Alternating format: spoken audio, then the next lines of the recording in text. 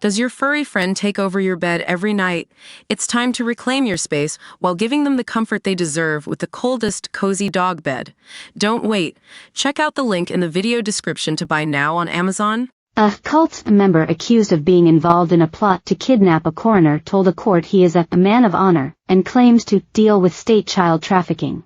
Matthew Martin, 47, asked that copies of a book that he brought to Chelmsford Crown Court, which said Judicial Notice JSO 29587168GB on its front cover, be handed out to jurors. The book said it was your own court of record for every country and every jurisdiction. Further text on the cover, which had artwork of a fingerprint on it, said, the facts that destroy all parliamentary systems, governments their acts. Volume 1 of 4. It said it was written by Janine Linehan and directed by Mark Christopher. With Mark Christopher being one of the other defendants who is on trial.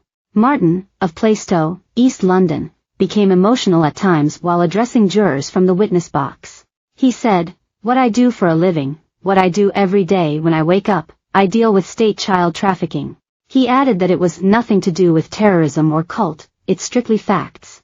Mark Christopher, 58, of Forest Gate, East London, Sheesa Harper, 45, of South Benfleet, Essex, and Sean Harper, 38, also of South Benfleet, Essex, are all on trial and all deny conspiracy to kidnap and conspiracy to commit false imprisonment. The court was previously told the group of 4 defendants had gone to the coroner's court in Chelmsford on April 20, 2023 in search of Essex senior coroner Lincoln Brooks. Mr. Brooks was not at the court at the time. Martin told jurors on Monday he had never ever met Lincoln Brooks, adding, "I don't know who Lincoln Brooks is.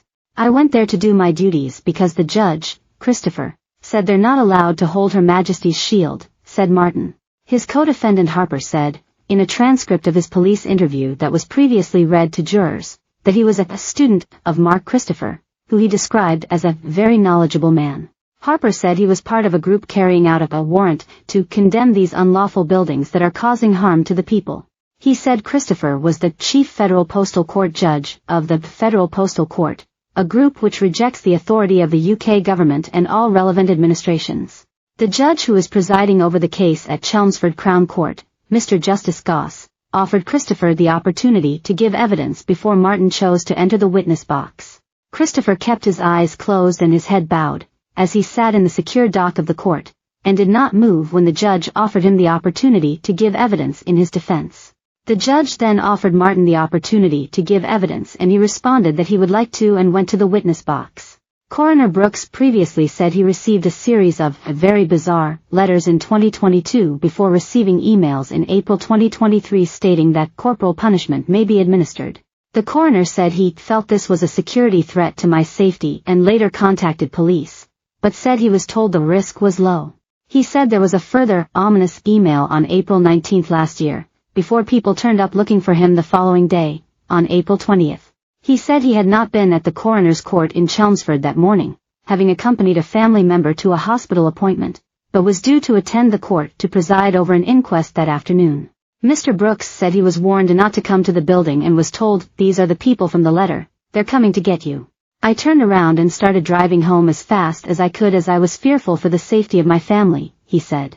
Christopher also denies sending threatening letters to Mr. Brooks with intent to cause distress or anxiety.